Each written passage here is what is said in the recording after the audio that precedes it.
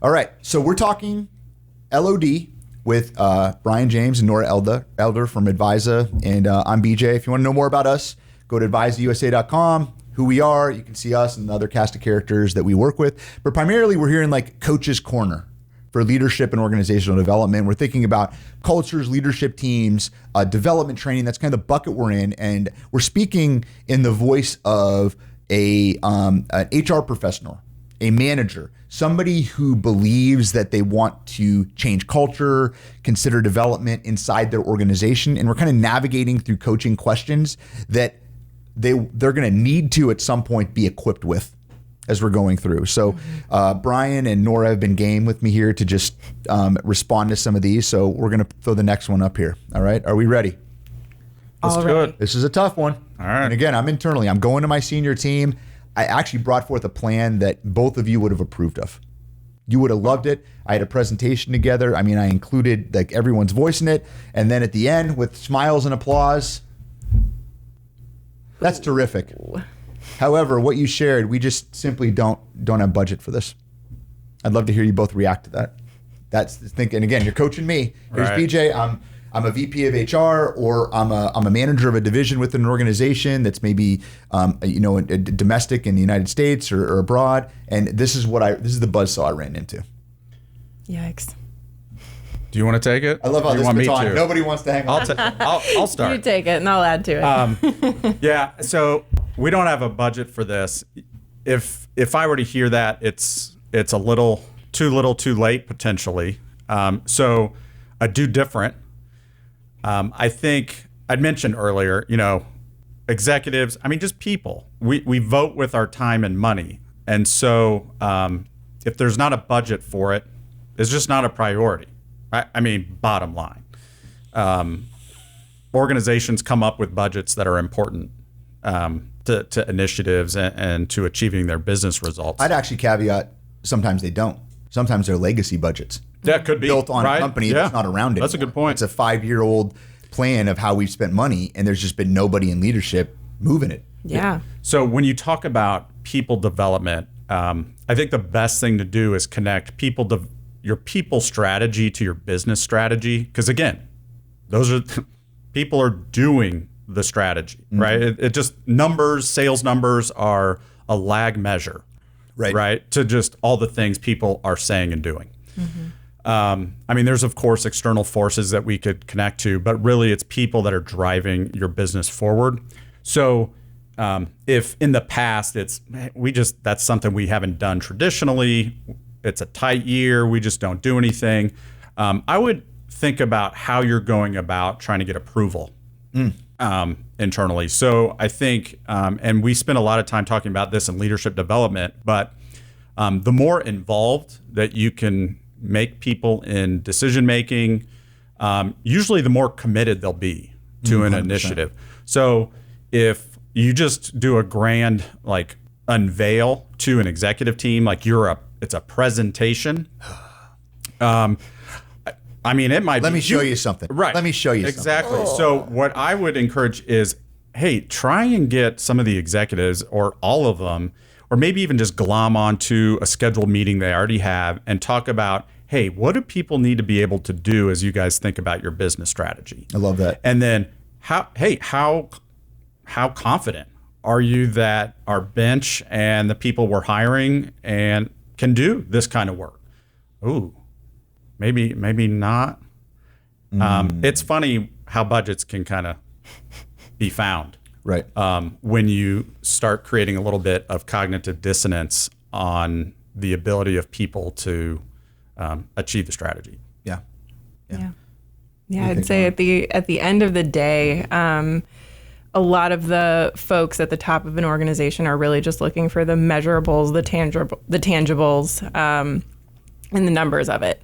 And so the more that we can relate it back to those numbers of, okay, well, looks like we are hemorrhaging money in, safety blunders or whatever the case may be. It usually relates back to something that people are doing or not doing. And so we can think of it both in terms of more money that we'll make, but also money that we'll save potentially by driving for some behavior change. And I think that's always important for folks to remember. It's just at the end of the day, it's about a result. And the more that we can support the result with the behavior, the better. Yeah. And I like a couple points that both of you made. One over on this side is, so every division's overperforming. Well, I mean, no, like you go back to the safety blender example. It's like, well, let's talk about what's going over there. Well, which one's producing above average or above quota or above budget or whatever you want year over year? I'm like, great. So you have an internal case study of behaviors that are currently happening in this current company with current leadership. So there's a place to make a case for a translation over. So that's a conversation. And how would you do that? And you get back to the behaviors you want to see changed, which is, all right, what behaviors are we seeing here? Typically, I won't hide the lead. It's from leadership at those levels. Like that's where the breakdown happens. But you start seeing the opportunities to work in there. And so if you can't go a whole budget, let's say you have a $100,000 program, maybe there's a $10,000 more targeted approach to something where we're working within a division. Like let's play these theories out in a place of pertinence that falls within a range we can do. So that's one piece. The second piece that I've had success with working with folks internally is using what Brian just shared. Hey, let's go gather information. Let's just listen to people and let's figure out what's important. And then when it comes to development experience, it's not like buying a widget. I can have people from different divisions coming in, which usually means maybe even different P&Ls, different budget lines. So we can do some combination efforts where they can do some working around, where you can get yourself a decent sized budget to do a program that's going to get the ball rolling and maybe over the course of a journey, start changing people's perspectives on what happens. And then you can take that budget, whether it's 24,000, 5,000, whatever is a number for you, and you can connect it back to the performance outcomes from the behaviors that you wanted. So that's a much more compelling argument. And then on the other end, well, maybe that just really didn't work for us. So here's my other question. I'd like to thank Chris Voss from Never Split the Difference. When they talk about the results that they have, I gave you an example, and they say we don't have budget for this. I would respond with, well, how would you have me do that then? What would you have me do? And you could just find like you're just going to hear silence. They just don't have an answer. Well, we're just going to try a little of this, and maybe we're just going to work harder, and we just really got to grind them, and we got to use the software. We got to use the. It's just very trite, like lame things that mean what you're really hearing is I, leader, am unwilling at this point to change my behavior because the problem is not me. The problem is other people, and oftentimes it's usually, and they do this. I believe their intent is pure. They believe it's an intelligence issue of the people around them, or a work ethic issue. Not going hard enough. They're just not sharp enough. But they're usually empty as it relates to, well, how are we going to change that? Like, what's going to have to change to make this outcome happen? Because we can't spend any money to do it. I mean, it kind of reminds me. So I worked with a guy. I mean, he had 35 plus years of leadership development experience. I mean, he knew a ton. And it kind of makes me think of, well, let's put together all the proof and all the data that supports why you should make this investment. His point, he was pursuing his PhD in leadership development, was his point was there are CEOs that believe in it and there are CEOs that don't.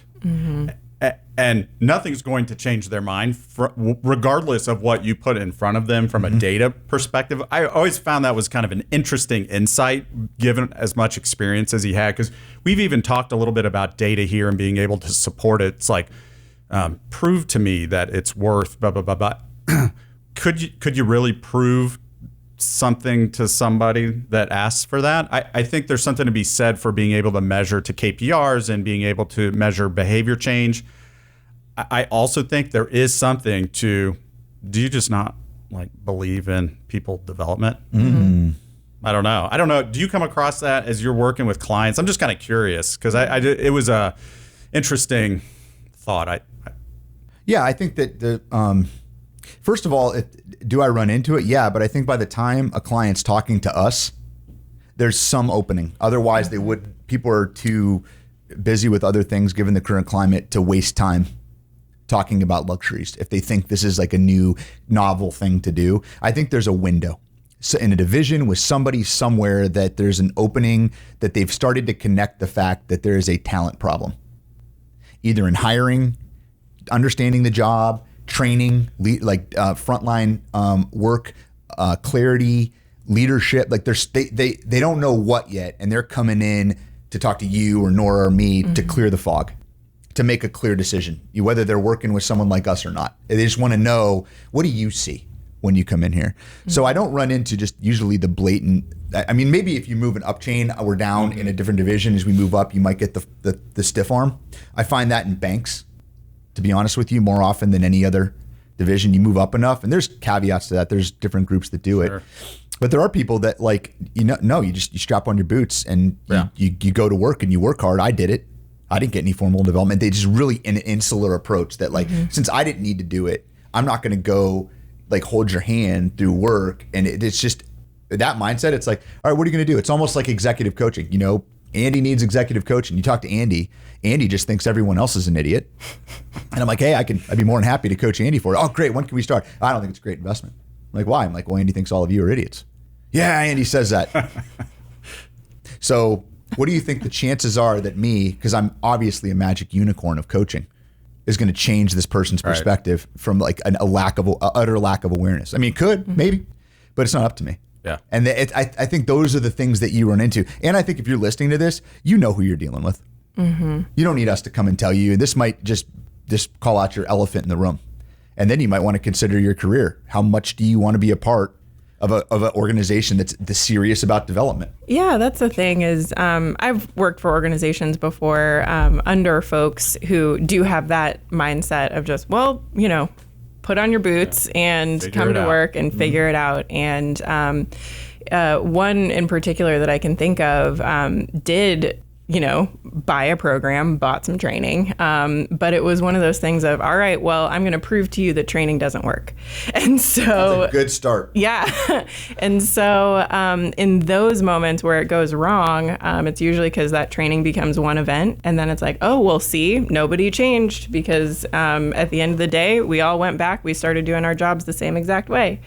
And in those moments, leaders like that tend to just make the bet or tend to sleep in the bed that they make, and so and that does work for some folks. Higher turnover, constantly training new people can work for some people, but it's just going to be a much smaller pool of individuals that they'll be able to work with successfully, and ultimately not doing them any favors. So. And I think in the climate, Nora, that we're in right now, I think a lot of the success, despite good leadership, is getting exposed quicker and quicker. That you don't have the luxury of lush markets in a lot of places to hide poor sales performance, to hide poor operations, to hide poor leadership. And you're seeing people stock rise fast that did the training, that put in the work here. And I mean, my son's going to start playing football for the first time, and nobody can train right now because of COVID situations, but he's training with me at the gym